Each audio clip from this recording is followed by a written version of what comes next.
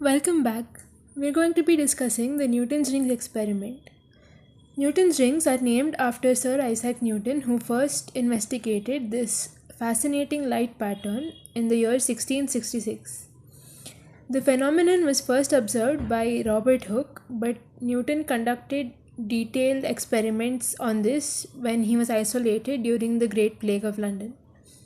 So basically, he observed that when light shines on a curved or that is planar convex lens, which is placed on a flat glass plate, you can see concentric bright and dark rings as an interference pattern which appears due to the interference of two light waves.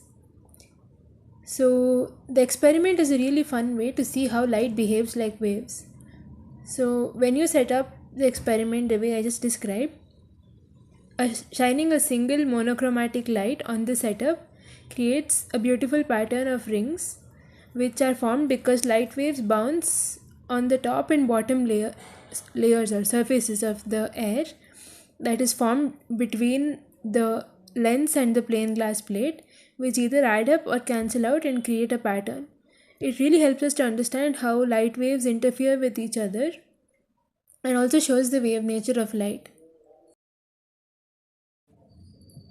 So, the main principle behind this experiment, when you see the diagram, you can see that we have placed a convex, that is planar convex, that's very important, a planar convex surface in contact with a plain glass plate that's optically flat.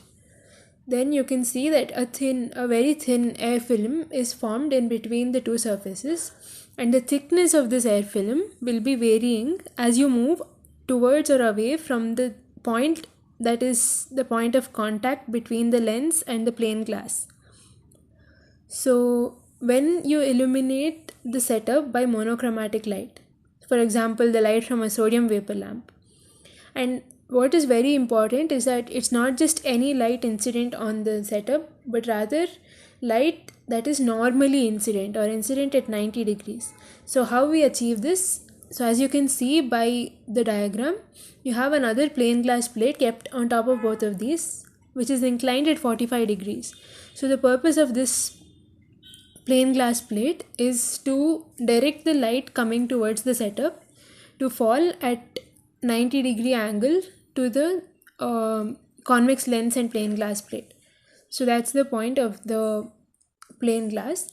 And if you see other diagrams of the same experiment, you'll also notice that there's another lens kept near the light source which takes in the diverging rays and directs them into a parallel beam of light.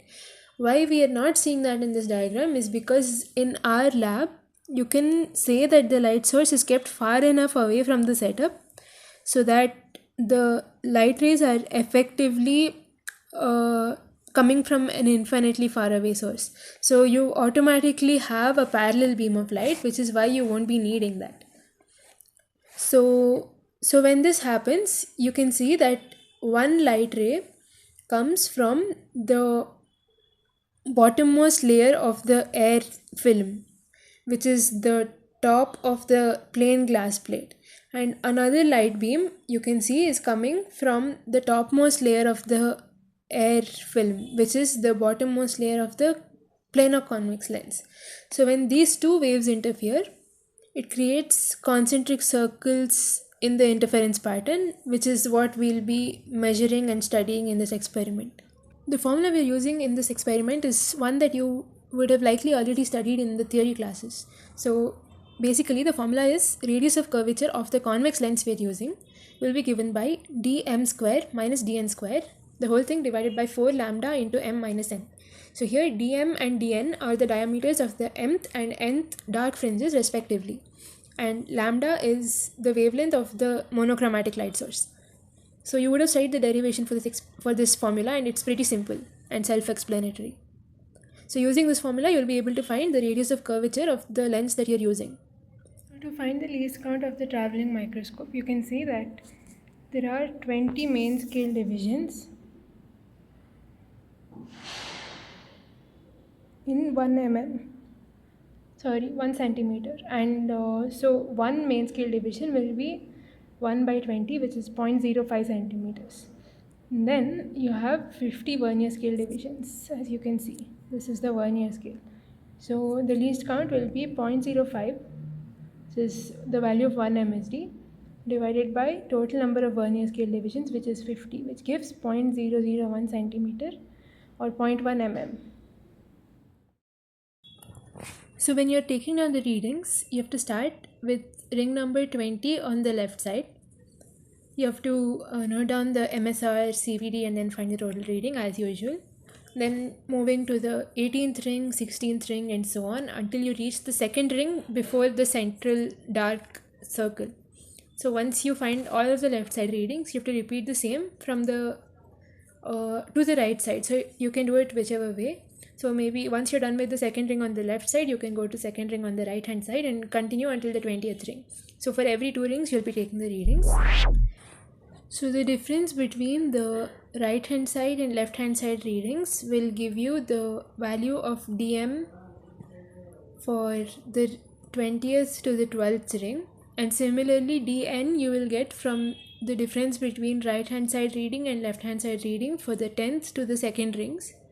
And when you have DM values and DN values, you have to square all of them, and then in the final column you'll have dm square minus dn square divided by m minus n.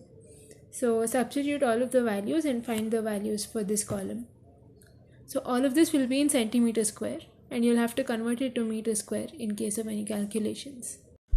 For plotting the graph, on the y-axis you have to take the values of diameter square. So for all of the rings from 2nd to 20th, the values of d square should be plotted on the y-axis, and on the x-axis you'll have the order of the ring, that is which number, the ring number basically.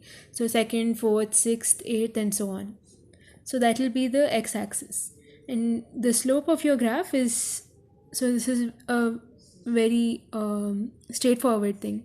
Slope of your graph will be d1 square minus d2 square divided by m minus n. So here you have dm square minus dn square divided by m minus n, which is your slope of the graph. So now for finding the result of the experiment. So firstly you have to find the radius of curvature by calculation. So from the tabular column you can see that we found different values of dm square minus dn square by m minus n. So you find the mean of these values, and using that you have to use the formula we discussed earlier. So it will be the mean value divided by 4 lambda. So when you do that, you'll get the calculated radius of curvature. And similarly, graphically, the slope of the graph was the same thing, dm square minus dn square by m minus n. So again, multiply it by 1 by 4 lambda or divide by 4 lambda, and you'll get the radius of curvature by the graph. So that's the experiment. So an important conceptual question that can be asked regarding this experiment is, why are we not using a biconvex lens rather than a planar convex lens? So there's a very important reason behind this. So a planar convex lens is unique because it produces the definite air gap in between the glass plate and the lens. So if you end up using a biconvex lens, the air gap would not be gradually increasing in thickness, and it would be an irregular air gap. So if you use a biconvex lens, the interference pattern also would be irregular. It wouldn't form clear concentric rings, and in fact practically you wouldn't be observing any pattern at all. So the curved surfaces on both sides of the biconvex lens would end up forming so when you use a planar convex lens, you'll have a definite radius of curvature, right? But when you use a biconvex lens, in the experiment at least, you'll have nothing to find. Even if suppose you could observe an interference pattern, the interference pattern would be caused by some effective radius of curvature that's produced by the two sides of the biconvex lens. So your experiment would not be very deterministic. It wouldn't actually find any result. It would just be an effective radius of curvature rather than the R1 and R2 values of both the sides of the lens. So that's the reason.